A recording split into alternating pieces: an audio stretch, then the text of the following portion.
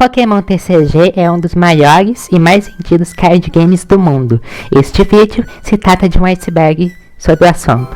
Se você não sabe o que é um iceberg é uma metáfora sobre um assunto onde a ponta do iceberg significa os fatos mais rasos sobre aquele assunto e assim vai se aprofundando até a totalidade do iceberg ser descoberta. Pokémon Pocket e Pokémon Live.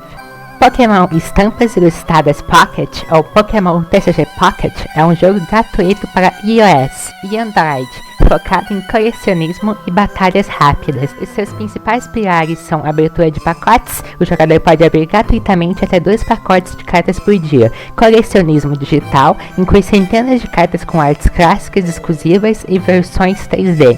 Batalhas simplificadas, partidas mais rápidas e casuais que o tradicional, onde vence quem nocautear 3 pokémons do oponente primeiro. Trocas, sistema social que permite negociar cartas com jogadores do mundo todo para completar sua coleção. O Pokémon TCG Pocket alcançou grande sucesso comercial, mas também enfrentou polêmicas e críticas por parte da comunidade de jogadores. Os principais pontos discutidos incluem casos de plágio, como a de Ho-Ho-X, que precisou ser substituída após indícios de plágio. A Pokémon Company assumiu a responsabilidade pela falha do fornecimento das imagens de referência aos artistas. Sistema de troca restritivo. A função de trocas foi lançada com limitações rígidas para evitar abusos e robôs, o que gerou frustração e forçou a desenvolvedora a cometer ajustes no sistema. Reaproveitamento de artes. Jogadores criticaram o uso de ilustrações idênticas aos do jogo de cartas físico, inclusive em cartas de alta raridade, cobrando maior exclusividade no conteúdo digital. Mercado paralelo e banimentos. A plataforma emitiu alertas e baniu usuários envolvidos na venda de contas ou cartas por dinheiro real em sites externos, violando os termos de uso, retenção de jogadores e balanceamento. Houve dificuldade em manter o engajamento do público a longo prazo e críticas ao equilíbrio das partidas, com cobranças por balanceamento de cartas consideradas muito fortes. Já o Pokémon TCG Live é o jogo oficial e gratuito da franquia voltado para PCs, Macs e dispositivos móveis, mas o foco acaba sendo mais a experiência para o PC. Os seus principais recursos são foco competitivo, voltado para partidas ranqueadas e competições, ideal para testar estratégias e baralhos novos. Interação com o jogo físico, permite escanear códigos encontrados em pacotes e produtos físicos reais, para resgatar as cartas digitalmente. Esses códigos vêm em cada compra de pacote. Assim, os escaneando, você ganha as cartas digitalmente no jogo. O jogo possui uma progressão gratuita, onde há um passe de batalha que distribui moedas, cristais e pacotes de cartas conforme o jogador cumpre missões diárias. Interface dinâmica. Conta com tutoriais práticos criados para ensinar as regras originais do Pokémon TCG para novos jogadores. Um modo tutorial. As principais críticas feitas pela comunidade ao Pokémon Live são a ausência de trocas diretas, ao contrário do jogo físico e do antigo cliente online, não é possível trocar cartas com outros jogadores. O sistema foi substituído por uma mecânica de fabricação com créditos do jogo, o que desagradou os colecionadores.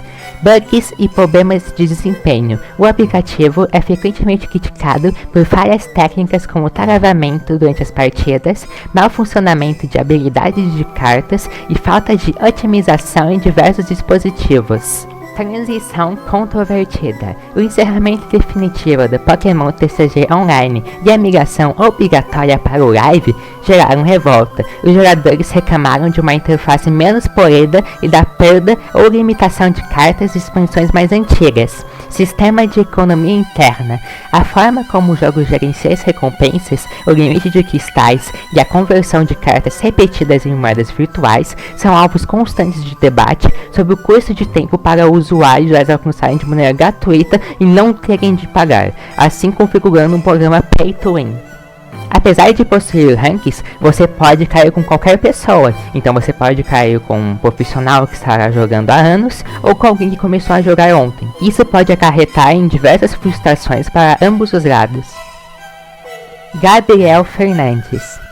Gabriel Fernandes é considerado um dos maiores fenômenos e prodígios do cenário competitivo brasileiro de Pokémon TCG. Sua trajetória é marcada por grandes conquistas e uma despedida precoce. Destacou-se internacionalmente na divisão Seniors, morando na região do ABC Paulista. Conquistou o título de campeão mundial em Yokohama, no Japão.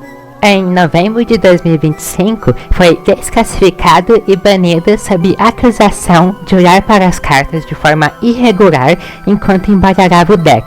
Após episódio e punição do torneio em 2025, o jogador anunciou oficialmente a sua retirada das competições oficiais de Pokémon TCG e migrou para outros card games. Logan Paul.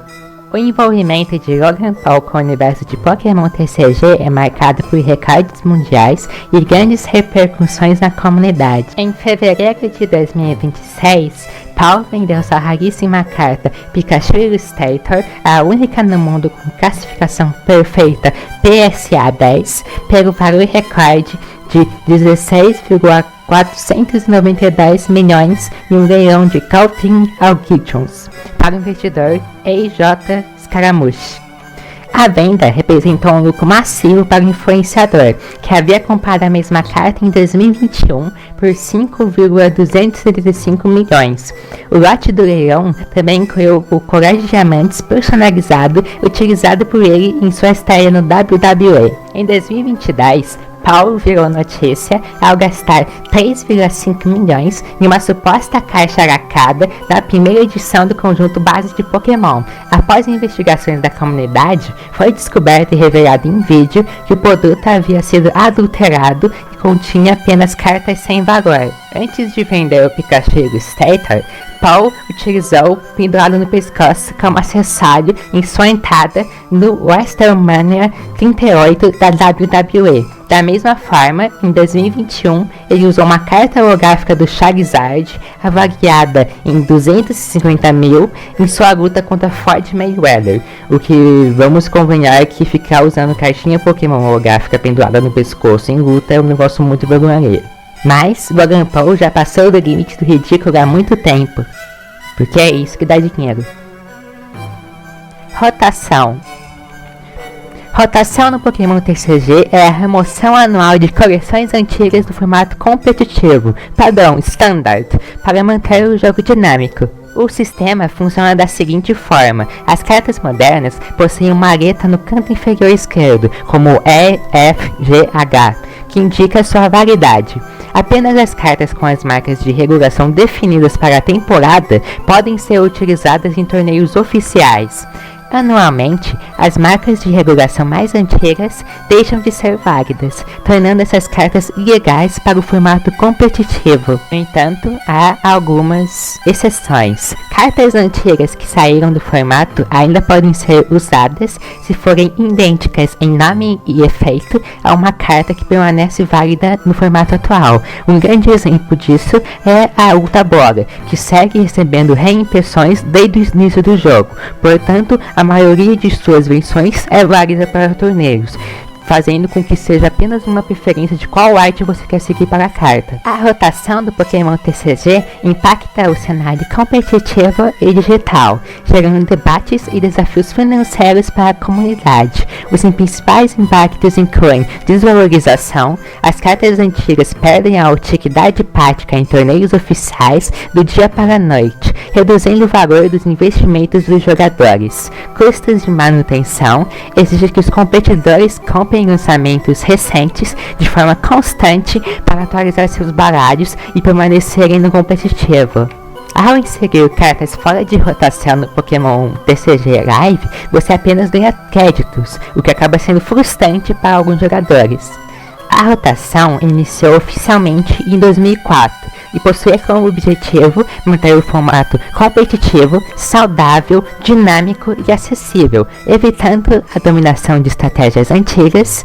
Atualmente, uma tática bem observada de balanceamento utilizando a rotação é simplesmente adicionar uma nova mecânica forte durante um ciclo de rotação e assim a domina o meta. O que acontecerá será que, para valorizar outra carta menos favorecida, a Pokémon Company simplesmente cria uma mecânica mais forte ou Counter. Assim, os jogadores serão atraídos pela novidade e seguirão esse ciclo, pulando de carta para carta, podendo prever qual será a carta valorizada da coleção. Isso segue a técnica de criar valor ao criar um problema para na próxima rotação trazer a solução. Mas às vezes a Pokémon Company não traz a solução e só gera um problema de balanceamento ridículo. Charizard 1999. O Charizard holográfico do Base Set de 1999 4/102 é considerado a carta mais icônica e valiosa do Pokémon TCG. O seu valor de mercado varia de acordo com a tiragem e o estado de conservação, dividindo-se em 3 versões principais. First Edition, a versão mais rara e valiosa. Possui um carimbo escrito Edition 1 no lado esquerdo e não tem sombra ao redor da moldura da ilustração. Shadowless. Não possui o carimbo de primeira edição, mas mantém a moldura plana sem sombra. É significativamente mais clara do que a versão comum. Unlimited. Impressa em grande escala para atender a demanda. Não tem um carimbo e apresenta uma sombra escura nítida nas laterais da moldura, sendo a versão mais comum a ser encontrada. O preço final é determinado pelo estado de conservação da carta e pela autentificação profissional, grading, feita por empresas especializadas como PSA, CGC ou BGS, que avaliam as cartas com notas de 1 a 10. Exemplares legítimos da primeira edição com nota máxima, PSA 10, costumam alcançar recordes históricos em leilões internacionais.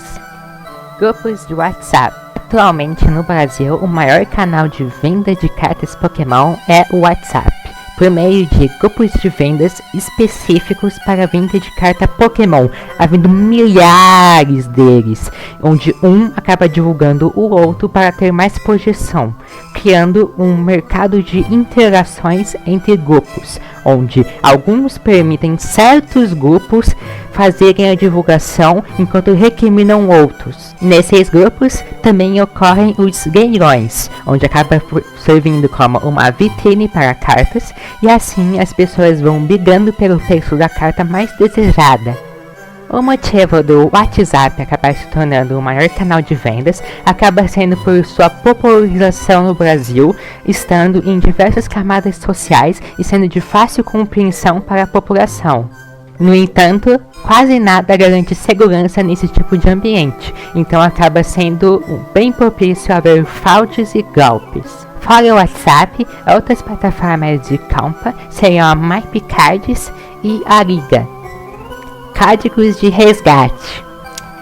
Os códigos de resgate servem para resgatar pacotes e itens digitais nos jogos. Eles funcionam de 2 formas principais e possuem métodos de resgate diferentes dependendo do aplicativo. Os gift codes, liberados oficialmente para a comunidade em eventos, dão itens como ampulhetas e notícias de live celebram datas especiais. Códigos de boosters físicos encontrados dentro de produtos físicos reais como pacotes e decks ou comprados avulsos em lojas especializadas liberam o equivalente digital do item, o card no jogo. As polêmicas envolvendo os códigos dividem-se em problemas de segurança com produtos físicos e fraudes no ambiente digital. Indivíduos violam discretamente embalagens em pontos de venda para fotografar os códigos de resgate. Isso faz com que compradores honestos adquiram produtos com os códigos digitais já utilizados, gerando atritos com os distribuidores devido à burocracia para conseguir o estorno. Programas automatizados criados por cambistas virtuais monitoram a internet e resgatam instantaneamente códigos doados por jogadores em fóruns públicos, o que obriga a comunidade a rasurar as imagens antes de postá-las. Shiny. Pode-se dizer que o antecessor dos Shinies são os Pokémons Cristal. São um tipo de carta raro lançado nas últimas expansões da série E-Card do Pokémon Estampas Ilustradas, especificamente em Aquapolis e Skyhide. Os Pokémons cristais não apresentavam as cores tipicamente ditas como Shiny. possuindo outras variações. Eles são originalmente do tipo incolor, mas possuem a habilidade Pokéball. Essa habilidade muda o tipo do Pokémon por um turno, para um dos 3 tipos de energias específicas indicados na carta, dependendo de qual energia for ligada ao Pokémon. Em todas as línguas, os Pokémon de Cristal foram lançados como cartas secretas e foram descontinuados logo após o fim da série E-Card. Atualmente, os Pokémon Shiny estão restritos à pop estética, servindo apenas para colecionadores. É interessante como a mecânica dos Pokémon de Cristais acabou prevendo a mecânica dos Pokémon Terra apresentados recentemente como Pokémon Terrápagos. E isso eu digo para os jogos, pois no TCG a mecânica Terra é que simplesmente os Pokémons do banco não recebem dano. As primeiras cartas de Pokémon Shiny no TCG foram introduzidas oficialmente no ano de 2001, na expansão japonesa e americana Neo Revelation, a terceira coleção focada em Johto. Elas ficaram conhecidas originalmente na mecânica do jogo como Shining Pokémon. A coleção Neo Revelation trouxe apenas 2 cartas Shinies. Elas foram inseridas como cartas secretas, o que significa que a numeração delas ultrapassava o limite padrão impresso na coleção. Os 2 primeiros Pokémon Shiny seriam o Shining Gyarados e o Shining Magikarp. Ao contrário da maioria das cartas holográficas, o brilho desses Pokémon está presente neles mesmos e não no efeito de fundo. Por serem cartas extremamente fortes e raras, o jogo impunha uma limitação. Você só podia usar no máximo uma cópia de cada carta Shiny específica por baralho. Seus ataques exigiam múltiplos tipos de energia elementar diferentes. Por exemplo, Gyarados de água que precisava de energias de fogo e raio para atacar, o que refletia a natureza exótica de um Pokémon Shiny. Devido ao enorme sucesso dessas 2 primeiras cartas, a expansão seguinte, Neo Destiny, expandiu o conceito e trouxe mais 8 Pokémon Shinies, para cobrir os 8 tipos de energia que faltavam.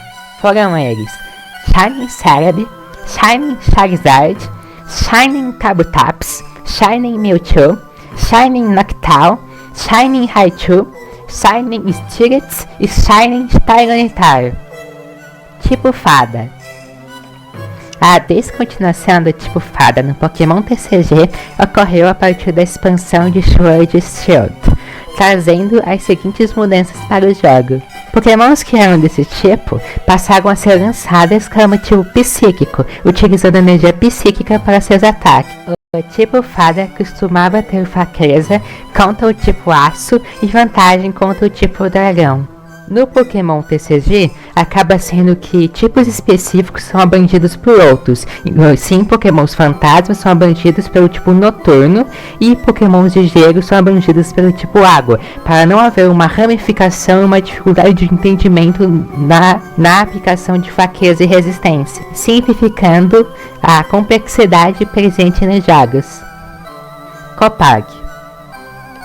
Copag é a distribuidora oficial do Pokémon TCG no Brasil desde 2011, responsável pela tradução, fabricação, venda das cartas em português e pela organização de torneios no país. A empresa comercializa decks, pontos para jogar, boosters, blisters e boxes e coleções especiais focadas para colecionadores. Como a única licenciada da franquia no Brasil, a Copag enfrenta críticas e debates frequentes na comunidade do Pokémon TCG, sob 3 pilares principais. Qualidade física das cartas. Jogadores e colecionadores reclamam que o papel nacional é mais fino e maleável que o importado, além de apontarem problemas frequentes de centralização, erros de corte e a tendência de cartas holográficas curvarem sozinhas, o efeito canoa.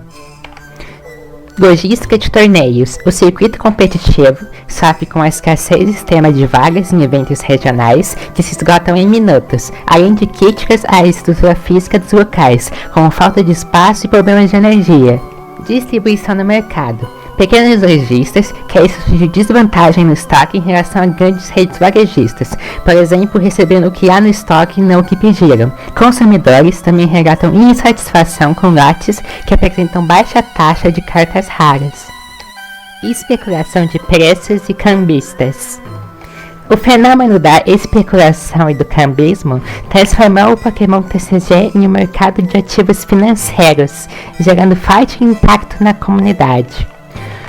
A compra massiva de estoques por cambistas gera escassez artificial e inflaciona os preços no mercado secundário. Isso dificulta o acesso de jogadores e colecionadores casuais aos produtos oficiais. Para frear a ação dos cambistas, a Pokémon Company e grandes varejistas adotaram estratégias como o aumento na tiragem das coleções, a remoção de lacres no momento da venda e a aplicação de testes de conhecimento sobre a franquia antes de liberar a compra. Impulsionado pela necessidade de raridade extrema, o mercado secundário atinge valores milionários em leilões, com cartas históricas como o Pikachu Illustrator e o Charizard Shadowless, sendo comercializados por valores astronômicos. O fenômeno da especulação no Pokémon TCG impactou diretamente a dinâmica de preços e a acessibilidade dos produtos atuais. O resumo desse cenário abrange os seguintes pontos: o efeito Logan Paul, a compra e posterior revenda do Pikachu Illustrator por valores milionários atraíram investidores financeiros e cambistas para o hobby, transformando cartas raras em ativos de luxo. Mercado vintage e fracionamento. Cartas antigas e raras sofreram valorização astronômicas. Surgiram também iniciativas para fracionar digitalmente a propriedade de cartas caras, permitindo a compra de cotas, de forma similar a ações. Esse cenário resultou na elitização do passatempo, dificultando o acesso de jogadores casuais aos cards, além de provocar um aumento no surgimento de falsificações no mercado. Há também a teoria sobre a seletividade no grinding, onde é mais vantajoso você dar para os seus amiguinhos e influenciadores famosos notas próximas ou 10 e para aqueles que são apenas consumidores comuns, muito menos do que isso, valorizando artificialmente a nota 10 e fazendo com que poucos sejam aqueles que a possuam.